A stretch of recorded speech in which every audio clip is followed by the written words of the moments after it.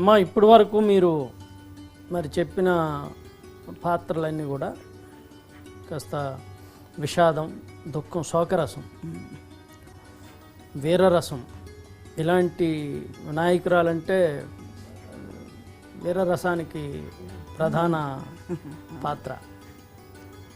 So మీరు సతీ సక్కుబాయి, మీరాబాయి, సతీ అహల్య లాంటి నాటకాలు వేశారు. అవునండి. వాటిలో ఒక పాత్ర గురించి ఏదైనా చెప్తే. సతీ అహల్యలో ఒక చిన్న బిట్టు చెప్తానండి. గౌతమ మహర్షి సతీ అహల్యం చేసుకుంటాడు. అతన్ని పెళ్లి చేసుకోవాలని దేవేంద్రుడు మొదటి నుంచి ఆశపడతాడు అహల్య మీద. కానీ భూప్రదక్షిణ ఏదో కొంత టైం లోపల ఎవరు ముందు తిరిగి వస్తే వాళ్ళకి ఇస్తానని, అందులో గౌతముని గెలవడం వల్ల గౌతమునికి ఇచ్చి పెళ్లి చేస్తాడు. ఆ పగతో అతను ఏం చేస్తాడంటే ఎలాగైనా ఈ అమ్మాయిని పొందాలన్న దృష్టితో, దుర్మార్గం ఆలోచనతో రతి మన్మథులను పిలిపించి వాళ్ళని ఈ మీద ప్రయోగించి, తాపసి భార్య కాబట్టి అతను బ్రహ్మత్వ సిద్ధి పొందడానికని గౌతముడు ప్రయత్నాలు చేస్తూ ఉంటాడు. కాబట్టి ఈమెలో కామాన్ని రేకెత్తించండి, ఇంకా వ్యామోహంతో నా వశమవుతుంది అని అతను చెప్తాడు. దురాలోచన.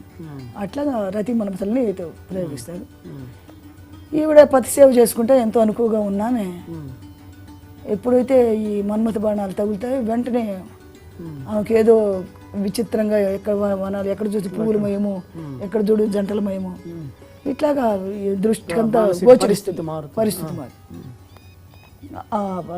దీనిలో చిన్న పెట్టి చెప్తాను. ఆహా, ఆమనువుడిలో నివసించు ఈ జీవులది ఎంత అదృష్టము.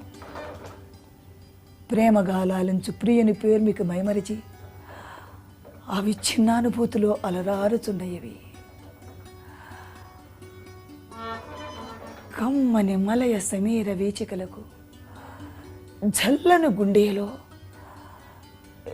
ఏదో మెరుపు విరుపై పరితపించుతున్న ఇది దేనికోసమో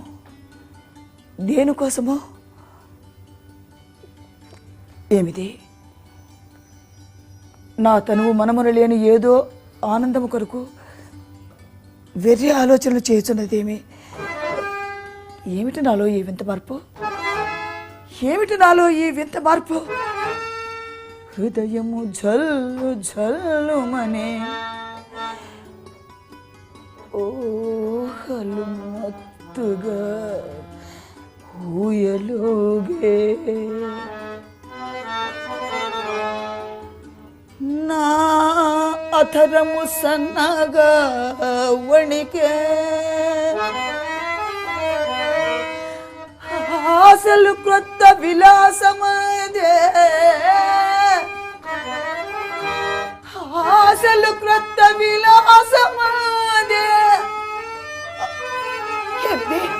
ఏమిటి? నా అణువణువు ప్రణయ భోగమన ప్రణయ రాగమై ప్రణవించుచుండ నా తనువులతో పాల పొంగు వలె పొంగుచు ఆంతర్యమును వేపుచున్నది. ఏమిటి నాలో ఈ వింత మార్పు? హృదయము జల్లు జల్లుమనే మత్తుగా ఊయలోగే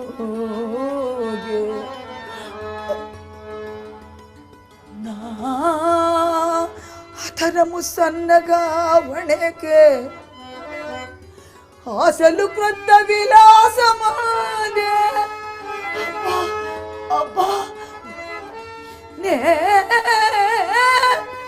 వెదకని స్వర్గమేదో కడువేకన ధాత్రికి దోకెనేడు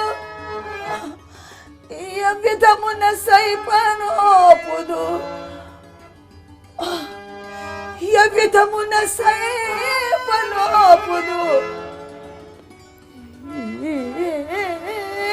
రస సౌఖ్యము ఇంపు మేరగా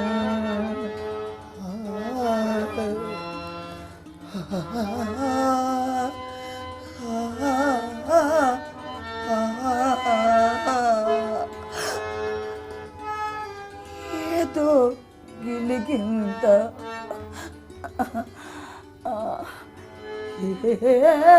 ఏదో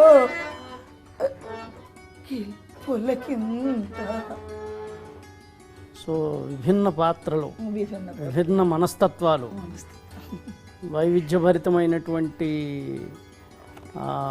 వివిధ నేపథ్యాలు, కథా నేపథ్యాలు, వీటన్నిటినీ ఆకలింపు చేసుకొని అవపోసన బట్టి పాత్రలోకి లీనమై ఆ పాత్రలే మిమ్మల్ని ఆవహింపు చేసుకొని మీలో చాలా అద్భుతంగా మీరు నటించినటువంటి పాత్రలన్నింటినీ మన ప్రేక్షకులకి అందించారు, మీ అనుభవాలను పంచుకున్నారు. చాలా సంతోషం. చివరగా ఒక మాట ఏంటంటే, చెప్పండి. ఇప్పుడు ఇన్నేళ్ళ నట జీవితం తర్వాత కుటుంబ పరిస్థితి ఏంటి, ఆర్థిక పరిస్థితి ఏంటి, ఏ విధంగా మీకు ఇన్నేళ్ళ ఈ నట జీవితం మీకు ఇప్పుడు ఈ వయసులో మీకు తోడుగా ఉందా, లేకపోతే ఇది ఎందుకు ఇటువైపు వచ్చానని అనిపించే విధంగా ఉందా? ఈ అనుభవం ఏంటి? లేదండి, కళావతలు నాకేమిచ్చింది అని అడగడానికి కాకుండా ఆమెకి నేనేమిచ్చాను అని ఆలోచిస్తాను. నేను ఇంతవరకు అదే ఆలోచించాను. గొప్ప మాట. ఎందుకంటే నేను గొప్పగా చదువుకున్న దాన్ని కాదు, గొప్ప సంగీతము కాదు, సంస్కృతంలో కానీ దేనిలో నిష్ఠాతురాలని కాదు. కాకపోతే ఆ కళను ఆ తల్లి నాకు పరిపూర్ణమైన ఆశీస్సులు నాకు ప్రసాదించింది బట్టే నాకు ఏమి తెలిసినా ఏమి తెలియకపోయినా రామకృష్ణ పరమహంస తను ఎటువంటి గొప్ప వాళ్ళు వచ్చి పంతానికి కూర్చున్నా కానీ అనర్గళంగా మాట్లాడేసేవాడంటే అన్ని భాషల్లోనూ. మరి ఆయన పెద్దగా చదువుకోలేదు. అంటే వాళ్ళతో నేను పోల్చుకోవటం కాదు, అంటే తల్లి అనుగ్రహం ఉంటే అట్లా తనంతగా ధారావాహంగా వస్తుందన్న ఉద్దేశంతో అట్లాగా నాతో వచ్చింది. కానీ ఈ కళ నాలో గొప్పతనం ఏమీ లేదని హృదయపూర్వకంగా మనస్ఫూర్తిగా సవినయంగా మనవి చేసుకుంటున్నాను. ఎందుకంటే నా చిన్నతనంలో 5 ఏళ్ల వయసు నుంచి నాకు ఎంతో కరుణించింది.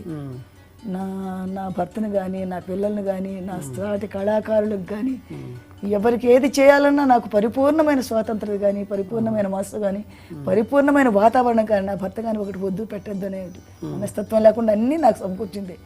అటువంటి కళామ తల్లి ఇప్పటి వరకు వల్ల నేను ఏ లోటు అనుభవించలేదు. పిల్లలందరూ సుఖంగా ఉన్నారు, ఉద్యోగాలు చేస్తున్నారా?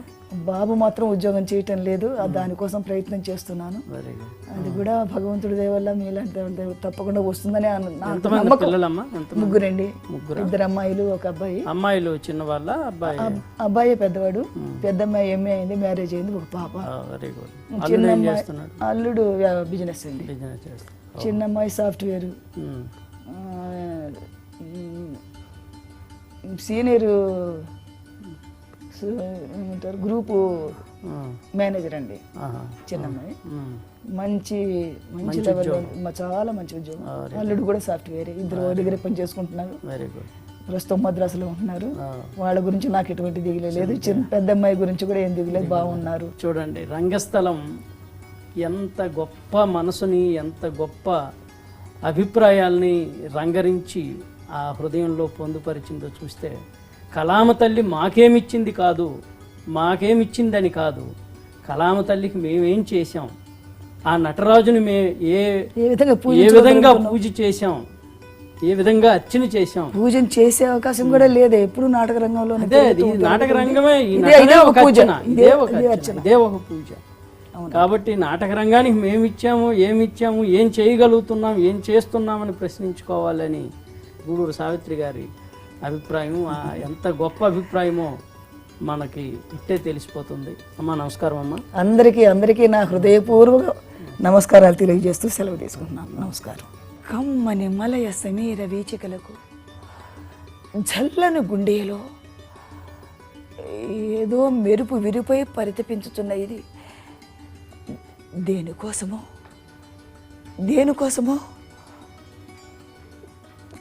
ఏమిటి? నా తనువు మనమున లేని ఏదో ఆనందము కొరకు వెర్రి ఆలోచనలు చేస్తున్నదేమి? ఏమిటి నాలో ఈ వింత మార్పు?